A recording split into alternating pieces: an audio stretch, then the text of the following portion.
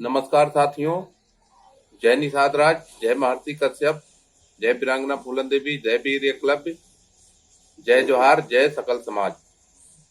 साथियों, मैं सनाफ मल्लाह विनोद कुमार साहनी। आइए, मैं बहुत बड़ा राजनीतिज्ञ और बहुत बड़ा जानकार तो नहीं हूँ, लेकिन जब से होश संभाला है और राजनीतिक गतिविधियों में रुचि रखने लगा, तब से एक कहावत कहते हैं ना कि अनुमान और अनुभव। पहले हम लोग अनुमान करते हैं और फिर जैसे जैसे उम्र आगे बढ़ती है उसका अनुभव होता जाता है। जितने भी चुनाव बीते हैं, चाहे बड़े चुनाव हो या छोटे चुनाव हो, उनसे हमने अनुभव क्या लिया।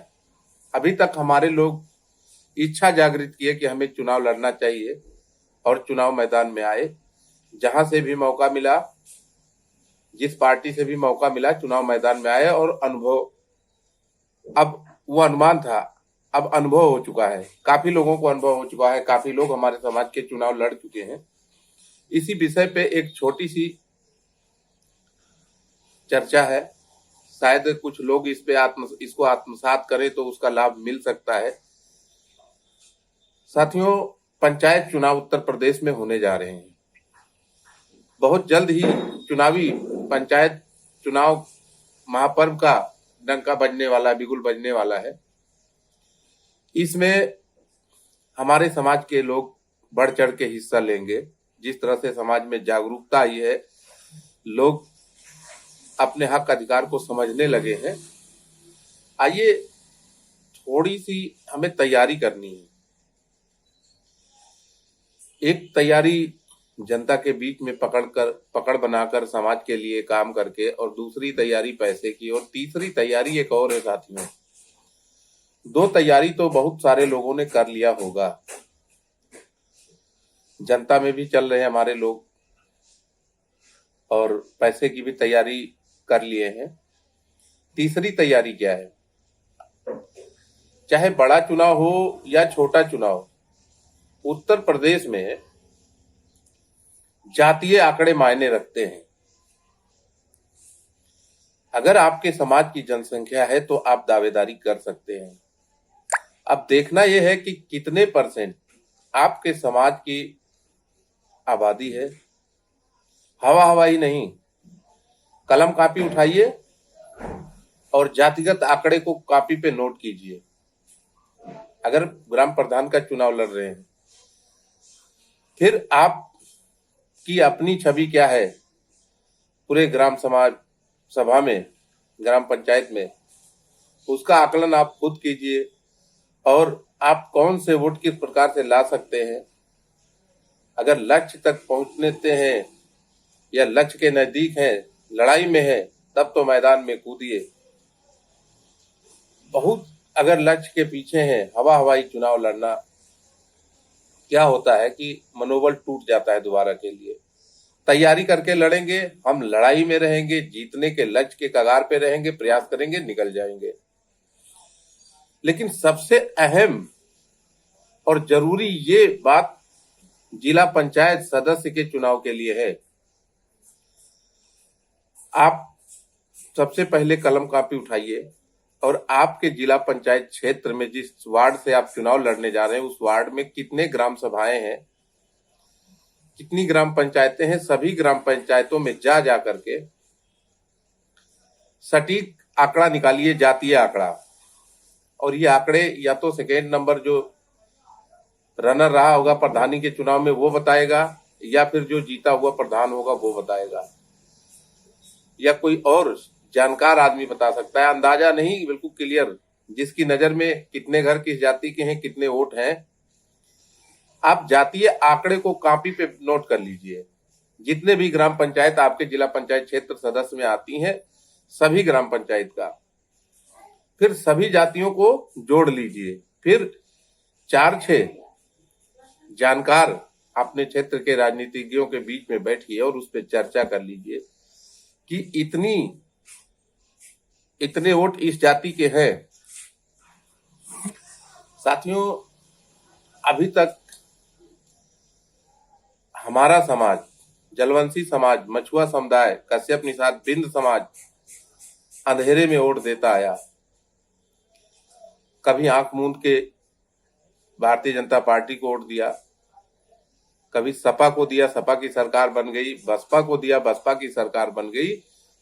कुछ दिनों से बीजेपी को समाज दे रहा है वोट और बीजेपी की सरकार बन रही है। ये बात 2017 विधानसभा चुनाव उत्तर प्रदेश, 2019 लोकसभा उत्तर प्रदेश और 2020 विधानसभा बिहार से आप लोग देख सकते हैं कि हमारा समाज भी मायने रखता है चुनाव में।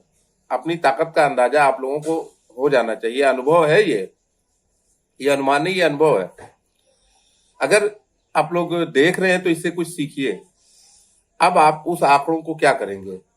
जिस तरह से हमारे समाज का वोट बैलेंस है, उसी तरह से जो बसपा का वोट है यानी दलित वोटर, वो भी उसका सेफ वोट है।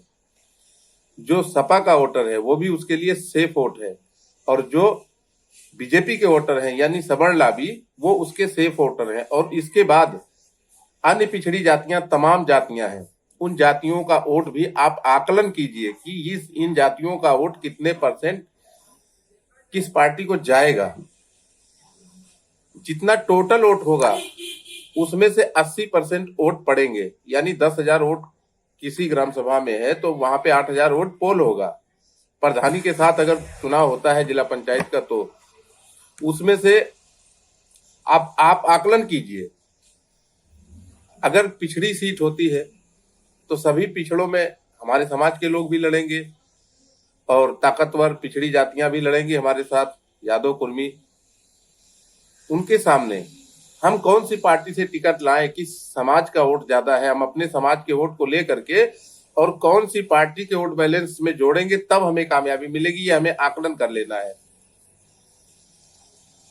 आंख मूंद के नहीं, केवल टिकट पा जाने से जीत नहीं होती है, लेकिन मायने टिकट पा जाना रखता है। अगर आपके समाज का वोट है और आपको थोड़ा सपोर्ट की जरूरत है तो वो किसी पार्टी का समर्थन आपको लेना जरूरी होगा। अब आप ये तय कर लीजिए, जैसे किसी पंचायत में 8,000 यादव वोटर है, 2,000 मुस्लिम है, 7,000 निषाद वोटर, 7,000 दलित वोटर है, और मान लीजिए कि 3,000 निषाद वोटर है और निषाद को चुनाव लड़ना है। तो अगर आप बसपा से जा रहे हैं पिछड़ी सीट में, तो ये बिल्कुल श्योर है कि 8,000 जहां यादव वोटर होंगे उसमें कोई ना कोई यादव लड़ेगा। तो सपा के सभी वोट का फायदा आपको नहीं मिलने वाला है, आधे वोट मिलेंगे। इस स्थिति में आप अगर पिछड़ी सीट होती है तो बसपा का टिकट अगर पाते हैं तो जो बसपा का 7,000 वोट है वो आपको पूरा का पूरा मिलेगा। ये अनुमान है, अंदाजा है। बाकी आप भी अपने क्षेत्र के हिसाब से ये थोड़ा आकलन कर लीजिए कि ये वोट कहां जाएगा। अगर सवर्ण वोट ज्यादा है तब आपको बीजेपी से टिकट लेने पर, पिछड़ी सीट होती है तब, सामान्य सीट होती है तो उसका आकलन किसी और प्रकार से होगा, वो भी आप कर सकते हैं। लेकिन अगर पिछड़ी सीट पे हमारे समाज के लोग चुनाव पे ज्यादा जोर देंगे तो वहां कामयाबी के ज्यादा अवसर दिख रहे हैं, क्योंकि पिछड़ी सीट पे आपको सामान्य वर्ग का भी वोट मिल जाएगा, दलित समाज का भी वोट मिलेगा और आप मंजिल तक पहुंच जाएंगे। और ये आंकड़े हैं और अनुमान है और अनुभव भी है। आंकड़ा अनुमान के बाद ये अनुभव है। आप अगर इन बातों से सहमत हैं तो उठाइए कॉपी कलम। अगर चुनाव की तैयारी में लगे हैं या आपका कोई घर परिवार, संगी संगाती, हित मित्र कोई भी चुनाव लड़ रहा है तो एक बार अपने मन का भ्रम निकाल के या अपने पास रख लीजिए, लिख के ये आंकड़े। चुनाव के बाद इस पे एक बार नजर मारिएगा कि आप अनुमान जो लगाए थे और इसी पे आपका अनुभव पक्का हो जाएगा। अगर इससे भी कोई बेहतर सुझाव है तो कमेंट बॉक्स में लिखिए। आप खुद वीडियो बना के भेजिए और ज्यादा से ज्यादा समाज के लोगों को मार्गदर्शन कीजिए। आप सब लोग, जितने लोग राजनीतिक जानकार हैं, उन सभी से निवेदन है कि समाज के बढ़ते हुए होनहारों का हौसला बढ़ाएं, उनको ऐसे गुण सिखाएं जिससे कि वो जीत के आए अधिक से अधिक अपने लोग। सभी को, जितने भी प्रत्याशी हमारे समाज के भाई बहन चुनाव मैदान में आ रहे हैं, सभी को पूरे जलवंशी समाज की तरफ से हार्दिक बधाई, शुभकामनाएं, जीत की अग्रिम बधाइयां। पर साथियों, याद रहे, अभी तक हमारा समाज इस्तेमाल होता आया है, अब आप भी इस्तेमाल करना सीखिए। अगर हमने अभी तक लोगों को देते आए हैं तो एक बार आप आजमाइए कि भैया अब की बार हमें भी आप अपना मत, अपना वोट दीजिए, हम पे भी भरोसा कीजिए, हमें भी मौका दीजिए, हम आपकी सेवा में तत्पर रहेंगे, कोई कमी नहीं आने देंगे। इसको आजमा के देखिए। पर उन साथियों से निवेदन है कि कहीं आप किसी पार्टी के बहकावे में आकर इस्तेमाल ना हो जाएं, क्योंकि पार्टियां चाहती हैं हमारा वोट बैलेंस बना रहे। हमारे समाज के प्रत्याशी को ललकार कर सिर्फ वो अपना वोट बैलेंस जो कुछ भी है परसेंट बनाने के लिए अगर चुनाव लड़ रहे हैं, तो आप 100 बार सोच लीजिएगा, आपके मेहनत की गाढ़ी कमाई कहीं जाया न चली जाए। अगर आप इस्तेमाल कर सकने में कामयाब हो रहे हैं तो दिल खोल के चुनाव लड़िए। सूरमा वही होता है जो मैदान में कूदता है। पर हम शिकारी समाज से हैं, पहले पता तो कर लें कि इस तालाब में है भी कुछ कि ऐसे ही कूद रहे हैं। इतना थोड़ा सा निवेदन है। अगर मुझसे कोई गलती हुई हो तो आप सब मार्गदर्शन करते हुए माफ कीजिएगा।